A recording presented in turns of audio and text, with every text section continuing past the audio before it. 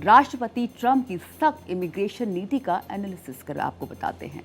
आपने देखा होगा किस तरह से अमृतसर अमेरिका के राष्ट्रपति डोनाल्ड ट्रंप की सत्ता संभालने के बाद अमेरिकी सेना के विशेष विमान में 104 भारतीय नागरिकों को अपराधियों की तरह हाथ पैर बांधकर भारत वापस भेज दिया गया था। ये भारतीय नागरिक अवैध रूप से अमेरिका में घुसे थे, जिनमें 79 पुरुष, 25 महिलाएं और 13 बच्चे शामिल थे। इस घटनाक्रम में भारत में राजनीति और अंतर्राष्ट्रीय संबंधों को लेकर नया विवाद खड़ा कर दिया था और अब एक बार फिर से ट्रंप की सख्त इमिग्रेशन नीति के तहत 200 भारतीयों को डिपोर्ट कर दिया गया है। इनमें दहशत का पर्याय गैंगस्टर अनमोल बिश्नोई समेत पंजाब के 2 और वांटेड अपराधी भी शामिल हैं। ये सभी लोग अमेरिका से विशेष विमान के जरिए भारत लौटे। इसके पहले फरवरी 2025 में भी 200 से ज्यादा भारतीयों को अमेरिका वापस भेज चुका है। ये अमेरिका की सख्त नीति को जग जाहिर कर रहा है। अब हम आपको विस्तार से सब बताते हैं। आपको बताते हैं कि डिपोर्ट किए गए ज्यादातर लोग पंजाब के रहने वाले हैं। इन पर अवैध रूप से ये इल्जाम है कि अवैध रूप से अमेरिका पहुंचे। कुछ ने वीजा ओवरस्टे किया और अधिकांश ने कथित तौर पर डंकी रूट यानी कनाडा के रास्ते अवैध प्रवेश की कोशिश की। ट्रंप अपने चुनावी वादों को लेकर अवैध प्रवासियों को लेकर बेहद सख्त हैं। हम इस पर आगे विस्तार से चर्चा भी करेंगे। हम आपको बता दें कि जनवरी 2025 से मई तक अमेरिका सैकड़ों भारतीयों को डिपोर्ट कर चुका है। भारत सरकार ने भी इस अभियान में सहयोग का आश्वासन दिया है, लेकिन साथ ही वेरिफिकेशन प्रक्रिया को अनिवार्य बताया। पीएम मोदी ने इसको लेकर कहा था कि भारत अवैध रूप से रहने वालों को वापस लेने के लिए तैयार है। ट्रंप की जीरो टॉलरेंस नीति, इमिग्रेशन नीति पर ट्रंप की जीरो टॉलरेंस नीति है। सीमा पार करने वाले प्रवासियों के खिलाफ ट्रंप सरकार कठोर कदम उठा रहा है। अमेरिका की इमिग्रेशन नीति अवैध प्रवासियों के खिलाफ सख्त कार्रवाई पर केंद्रित है। इसका असर अमेरिका में रहने वाले भारतीय प्रवासियों पर लगातार पड़ रहा है। ट्रंप प्रशासन ने लीगल तौर से रह रहे लोगों को निर्वासित करने की नीति अपनाई है। आंकड़ों के अनुसार 2018 से 2023 के बीच 5,477 भारतीय निर्वासित किए गए। 2020 में सबसे ज्यादा 2,300 भारतीय निर्वासित किए गए। 18,000 ऐसे भारतीयों की पहचान की गई है जिनकी भारत वापसी होनी है। इसका असर ये है कि भारतीय पेशेवरों और छात्रों को अमेरिका में प्रवेश पर पूरी सख्ती है और उन्हें वीजा हासिल करने में सख्ती का सामना करना पड़ा है।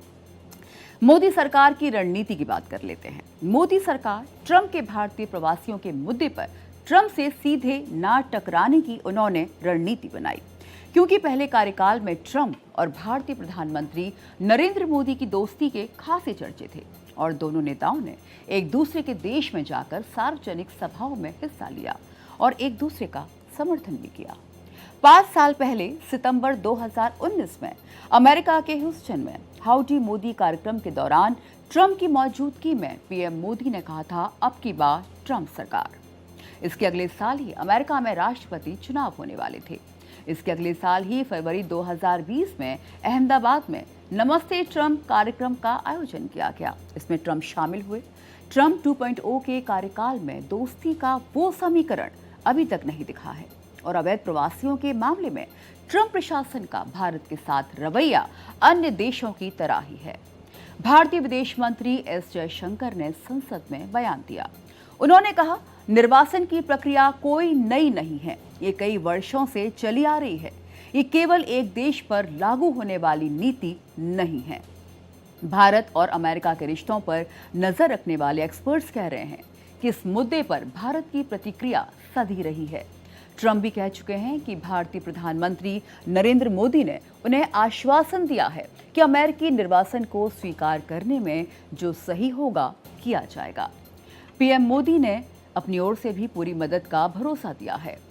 अमेरिका से भारत डिपोर्ट किए गए लोगों की सूची में सबसे चर्चित नाम है अनमोल बिश्नोई का, जो कि नामी गैंगस्टर लॉरेंस बिश्नोई का छोटा भाई है।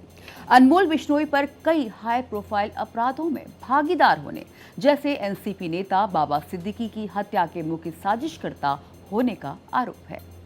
यही नहीं, अनमोल पंजाबी गायक सिद्धू मूसेवाला की हत्या, इसके अलावा सलमान खान के गैलेक्सी अपार्टमेंट पर गोलीबारी और विदेश से ऑनलाइन धमकी समेत 18 से अधिक गंभीर मामलों में आरोपी है। सिद्धू मूसेवाला की हत्या का आरोप, इसके अलावा सलमान खान के गैलेक्सी अपार्टमेंट पर भी गोलीबारी की गई थी। इसके अलावा विदेश से धमकी समेत 18 से अधिक मामलों में ये शामिल है। भारत के कई राज्यों में इसके खिलाफ गंभीर मामले दर्ज हैं। दिल्ली, मुंबई, पंजाब और राजस्थान की पुलिस को इसकी लगातार तलाश है। इसके अलावा वो विदेश से ही आपराधिक गतिविधियों को डायरेक्शन देता था और एक्सटॉर्शन रैकेट चलाता था। अनमोल के खिलाफ कई राज्यों में गंभीर मामले दर्ज हैं और उसकी हिरासत के लिए दिल्ली, मुंबई, पंजाब और राजस्थान की पुलिस भी कतार में है। जांच एजेंसियों का मानना है कि विदेश जाने की उसकी ये योजना पहले से तय थी और पासपोर्ट बनते ही उसने भारत छोड़ दिया। केन्या में रहने के दौरान उसने गैंग के शूटर्स को निर्देश देने, एक्सटॉर्शन रैकेट संचालित करने और अंतर्राष्ट्रीय नेटवर्क मजबूत करने जैसे काम जारी रखे। पासपोर्ट और यात्रा से जुड़े ये रिकॉर्ड एनआईए की जांच में महत्वपूर्ण सबूत माने जा रहे हैं। अब उसके अपराध की फेहरिस्त का सिलसिलेवार खुलासा होने की भी काफी उम्मीद जताई जा रही है।